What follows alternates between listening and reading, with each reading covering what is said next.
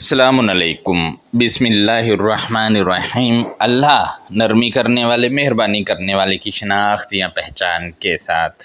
دوستو، آج lecture number 13 ہے اور اس میں آج میں سورہ فصلت کی آیت نمبر 37 پر بات کرنا چاہوں گا۔ اس آیت کے متعلق میں آپ سے شیئر کرتا چلوں کہ جب بھی بات ہوتی ہے ان افراد سے جو ماتھا زمین پر لگانے کو سجدہ مانتے ہیں تو یہ آیت لازمی پیش کرتے اور بنا سوچے سمجھے پیش کرتے ہیں، بنا سوچے سمجھے، اور کہتے ہیں دیکھیں جی یہاں سے سجدہ ثابت ہے۔ بھائی یہاں سے کہاں لکھا ہے کہ ماتھے کے بل سجدہ کرنا ہے؟ اگر لکھا ہے کہیں تو مجھے دکھائیں کہاں لکھا ہے، پوری کتاب سے ہی چلو دکھائیں کہاں لکھا ہے، جبکہ اس میں ایسا کچھ نہیں ہے۔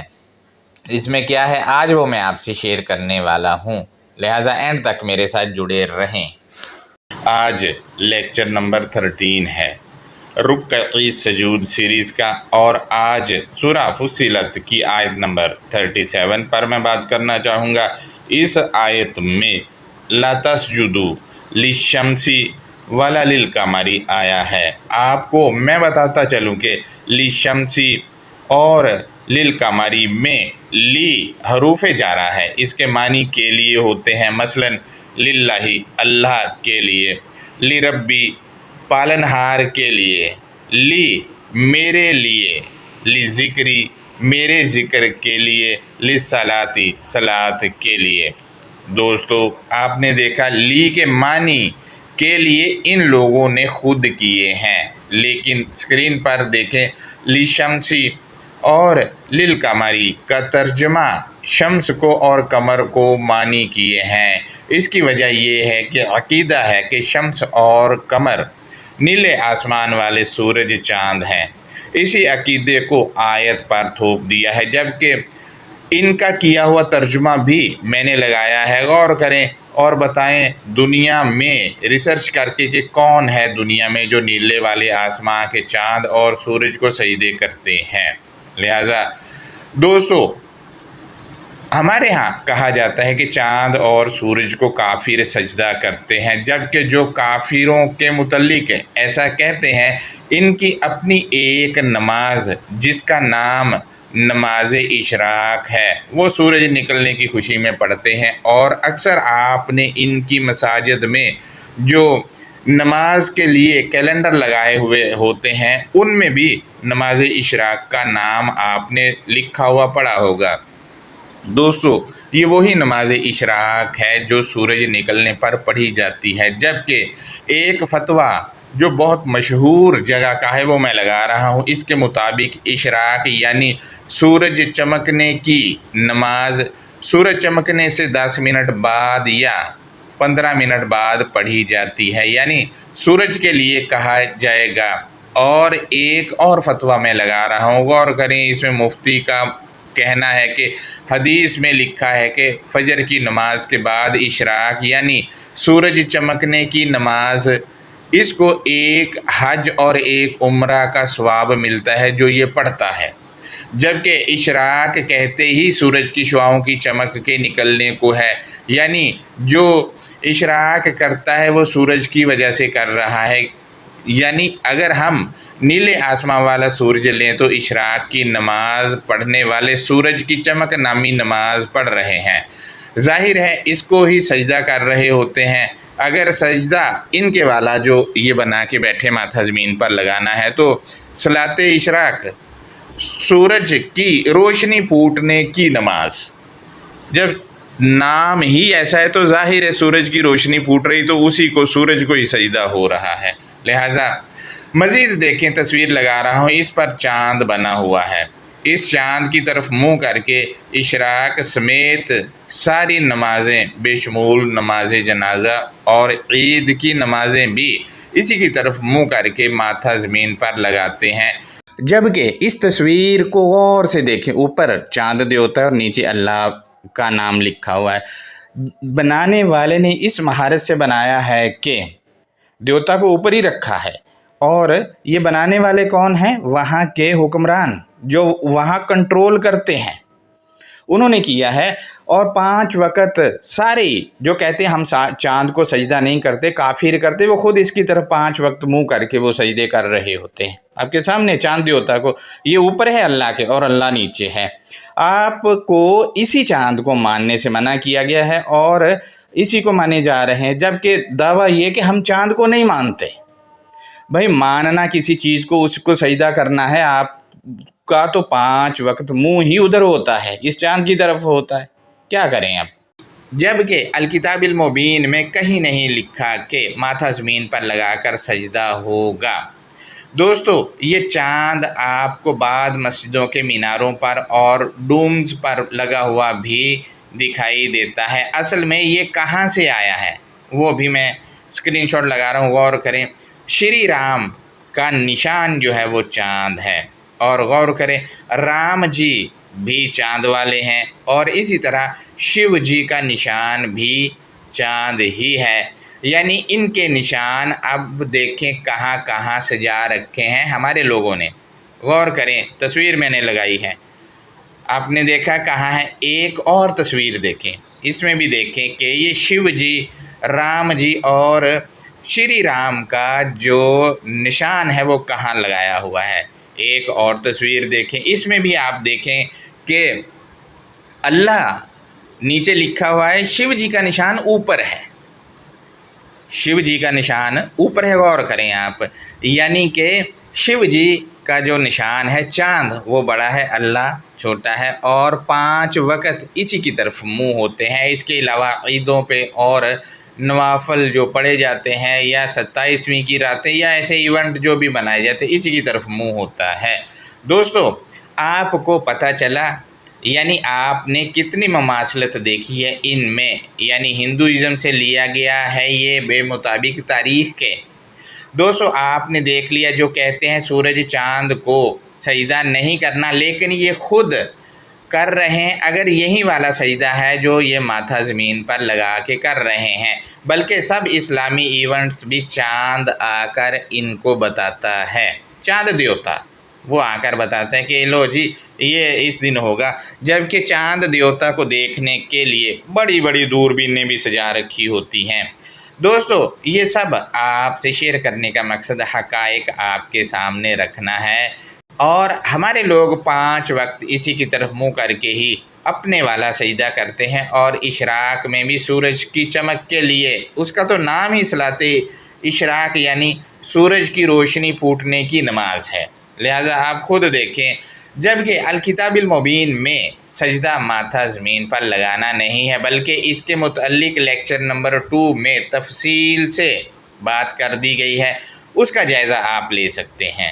جبکہ شمس اور قمر کے متعلق لیکچر نمبر 10 اور 11 میں بتا دیا گیا ہے کہ کیا ہے، لہذا رپیٹ کر دوں کہ شمس آپ کو روشنی دینے والا اور قمر روشنی کو فارورڈ کرنے والے کو کہا جاتا ہے۔ دوستو آپ کو بتاتا چلوں کہ یہ ایک نعت آپ نے لازمی سنی ہوگی، اس پر ذرا غور کریں۔ اس میں لکھا ہے کہ شمس الضحیٰ بدر الدجا، تیری بڑی توقیر ہے، یہ آپ نے لازمی سنی ہوگی۔ آپ ہیں شمس الضحیٰ بدر الدجا، شاہ زمن، سرور دنیا و دین، بحر عطا شاہ زمن۔ اس میں آپ دیکھیں شمس جو ہے وہ آسمان والا نہیں ہے۔ مزید ایک اور نعت دیکھیں، یہ آپ جمعے والے دن اکثر جو ہیں ہمارے دوست جو ہیں وہ پڑھ رہے ہوتے ہیں مساجد میں، بطور کہتے ہیں کہ سلام بھیج رہے ہیں ہم۔ لکھا ہے وہ سہانی گھڑی چمکا طیبہ کا چاند، اس دل افروز ساعت پہ لاکھوں سلام۔ اس میں آپ دیکھیں نہ تو چاند آسمان والا ہے اور نہ ہی شمس، ان دونوں نعتوں میں جو ہے وہ نیلے آسمان والا ہے، بلکہ محمد بن عبداللہ علیہ السلام کو شاعر کی طرف سے کہا گیا ہے۔ لہذا اسی طرح شمس اور قمر جو ہے یہ آیات میں مینشن ہیں۔ آپ سورہ یوسف کی آیت نمبر پڑھیں 4، اور پھر اس کے بعد آیت نمبر آگے 100 جو ہے اس کا مطالعہ کریں تو آپ کو پتہ چلے گا کہ یہ جو ہے بطور اشارہ یعنی فیگریٹو بھی استعمال ہوتے ہیں۔ لہٰذا اب سورہ فصلت کی آیت نمبر 37 کی ہم دیکھتے ہیں، اس میں ہے کیا؟ تو وَمِنْ آیَاتِهِ اللَّيْلُ وَالنَّهَارُ وَالشَّمْسُ وَالْقَمَرُ، اور خاص اندھیرا اور خاص اجالا اور خاص روشنی والا اور خاص روشنی فارورڈ کرنے والا کائنات بنانے والے کی علامتوں سے ہے۔ دوستو یہاں پر خاص اندھیرا اور خاص اجالا، خاص اندھیرا جو ہے وہ رات والا نہیں ہے، اور نہ ہی کبھی لائٹ وغیرہ چلی جاتی یا بلب بند ہو وہ والا ہے، اور یہاں پر خاص اجالا بھی سورج کی روشنی والا یا بلب کی روشنی والا نہیں ہے، بلکہ اس کے مختلف پہلو ہیں، وہ میں آپ سے شیئر کرتا ہوں۔ نمبر 1 پر ہے، جب آپ سوئے ہوئے ہوتے ہیں تو وہ خاص اندھیرا ہے آپ کے لیے، چاہے وہ آپ سورج کی روشنی میں سو رہے ہوں یا پھر رات کے اندھیرے میں سو رہے ہوں، لہٰذا وہ خاص اندھیرا ہوتا ہے آپ کے لیے۔ اسی طرح خاص اجالا، آپ چاہے رات کے اندھیرے میں جاگ رہے ہیں تو آپ اجالے میں ہیں، کیونکہ آپ چیزوں کو دیکھ رہے ہوتے ہیں باریک بینی سے، اور اگر لائٹ بند ہے اور آپ جاگ رہے ہیں تو وہ بھی آپ کے لیے خاص اجالا ہے، کیونکہ اس میں بھی آپ چیزوں کو دیکھ رہے ہوتے ہیں باریک بینی سے۔ لہٰذا اس کا دوسرا یہ ہے پہلو کہ الکتاب المبین میں 2 طرح کے کریکٹرز ہیں، ایک اندھیرے والے ہیں اور ایک جو ہیں وہ روشنی فراہم کرنے والے ہیں۔ لہٰذا اس کا تیسرا پہلو یہ ہے کہ جیسا کہ میں نے لیکچر نمبر 12 میں بتایا تھا کہ مذہبی کتابوں میں بہت سے نیم مینشن ہیں، اور ان کی باتیں مذہبی لوگ جو پیشوا ہیں وہ ہمیں بتاتے ہیں کہ فلاں ان میں سے معزز ہستی نے یہ کیا، ہم نے بھی ایسا ہی کرنا، تو کیا ہے وہ اس کے لیے شمس ہے، اور مذہبی پیشوا چونکہ اس کی روشنی لے رہا ہے اور وہ آگے فارورڈ کر رہا ہے تو مذہبی پیشوا قمر ہے۔ اسی طرح ہم دیکھتے ہیں اس کا تیسرا پہلو جو ہے وہ یہ ہے کہ روزمرہ کا جو اب زمانہ ہے اس میں بہت مشہور ہستیاں ہیں جو اپنے جو نظریات رکھتے ہیں، اور وہ نظریات وہ ان کے ذاتی ہیں، وہ نظریات اس کے فالوورز کے لیے روشنی ہے، اسی طرح جو ان کا فالوورز ہیں وہ ان کی قوم ہے، اور جو وہ بتاتے ہیں اس کو آگے فارورڈ کرنے والے بھی موجود ہیں عام پبلک کو، تو وہ کیا ہے جو آگے فارورڈ کر رہے ہیں وہ قمر ہے، اور جو نظریہ دے رہا ہے وہ شمس ہے۔ لہٰذا یہ اس کے کچھ پہلو تھے جو میں نے آپ سے شیئر کیے ہیں، اور یہاں پر ہم دیکھیں تو یہ سب کیا ہے تو بتایا گیا ہے کائنات بنانے والے کی علامتوں سے ہے، یہ کائنات بنانے والے کی علامتوں سے ہے یہ سارا کچھ، اور کائنات بنانے والے کی علامتیں ہمارے ارد گرد پھیلی پڑی ہیں، وہ ہمیں بتا رہا ہے اندھیرے بھی اور اجالا بھی۔ مزید ہم دیکھتے ہیں لا تسجدوا للشمس ولا للقمر، نہ تم روشنی والے کے لیے اور نہ ہی روشنی فارورڈ کرنے والے کے لیے مانتے ہو۔ دوستو یہاں پر میں آپ سے شیئر کرتا چلوں پہلے معنی، اور اس کے بعد اس کے کچھ پہلو ہیں وہ میں آپ سے شیئر کروں گا۔ تو معنی سجدہ کے آپ کو پتہ ہی کہ ماننے سے متعلق ہے، جیسا سورہ 84 کی آیت نمبر 21 میں یسجدون آیا ہے، اور اس کی ضد یکذبون آیا ہے 22 میں۔ یکذبون وہ جھٹلاتے ہیں، اور یسجدون کے معنی خود ہی طے ہو جاتے ہیں، وہ مانتے ہیں کیونکہ الٹ ہیں ایک دوسرے کے۔ اسی طرح ہم دیکھتے ہیں یہاں پر لکھا ہے کہ تم نہ روشنی والے کے لیے اور نہ ہی روشنی فارورڈ کرنے والے کے لیے مانتے ہو۔ اب اس کے کچھ پہلو ہیں۔ نمبر 1، اگر کوئی آپ کو شمس کے لیے اور قمر کے لیے کہتا ہے کہ ان کو خالق مانو تو آپ نہیں مانتے ہو۔ کیوں نہیں مانتے وہ آگے چل کر میں آپ کو بتاتا ہوں کہ وہ کون ہے جو نہیں مانتے ہیں۔ اس کا دوسرا پہلو یہ ہے کہ شمس اگر کوئی شخصیات ہے یا کوئی لٹریچر میں مینشن معزز نیم ہے، وہ بتا رہا ہے کہ یہ کر لو، اس کے لیے بھی آپ نے نہیں ماننا ہے، کیونکہ آپ نے اپنے لیے ماننا ہے تو اپنی ریسرچ کرنی پڑے گی۔ اور اسی طرح اگر آپ کو کوئی بتا رہا ہے کہ فلاں کے لیے یہ کر لو، جیسا لٹریچر میں معزز نیم لکھے ہوئے ہیں مذہبی لٹریچر میں، اور مذہبی پیشوا بتا رہے ہوتے ہیں کہ اس کے لیے یہ کرنا ہے، جی یہ ہستی یہ بتا رہی اس کے لیے یہ کرنا ہے، آپ نے لازمی کرنا، تو آپ نے ماننا نہیں ہے۔ اگر آپ نے مان لیا تو آپ نے جو نیم مینشن ہے وہاں اس کے لیے سجدہ، یعنی اس کو مان لیا، سجدہ کر لیا، کیونکہ ماننا ہی سجدہ کرنا ہے۔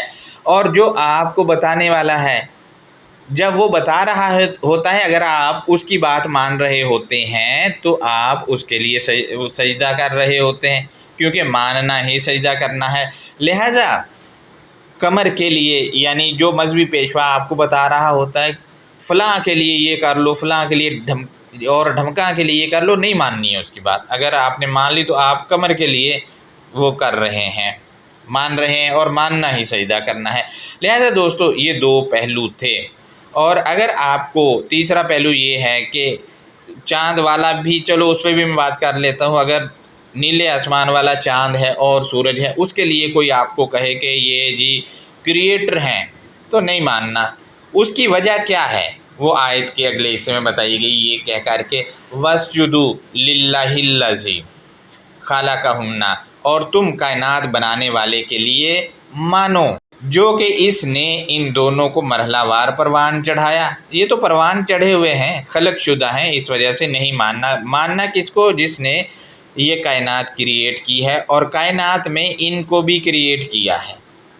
لہٰذا آپ دیکھیں کہ یہ معزز ہستیاں جو کریٹ شدہ ہیں، جو الکتاب کے باہر ہیں، اور آپ دیکھیں کہ ان کے لیے کہہ رہے ہیں کہ ہمیں جو مذہبی پیشوا بتاتے ہیں یا جو پڑھ کے بتا رہے ہیں وہ کہتے ہیں اس کے لیے اس کو مان لو، یہی کہہ رہے ہوتے ہیں، تو اس کو ماننا، اس شمس کو ماننا ہے۔ لہٰذا دوستو مزید یہ ہے کہ یہ تو خود خلق شدہ ہیں، اور ہمیں کوئی کہے کہ شمس کے لیے اور قمر کے لیے کہ ان کو کریٹر مان لو، تو کیوں مانیں گے؟ ہم تو ان کو اس ہستی کو مانیں گے جس نے ان دونوں کو کریٹ کیا ہے۔ اور مزید کیا ہے وہ آیت کے اگلے حصے میں بتایا گیا، ان کنتم ایہ تعبدون، کہ تم اللہ کی ڈیوٹی سر انجام دیتے ہو۔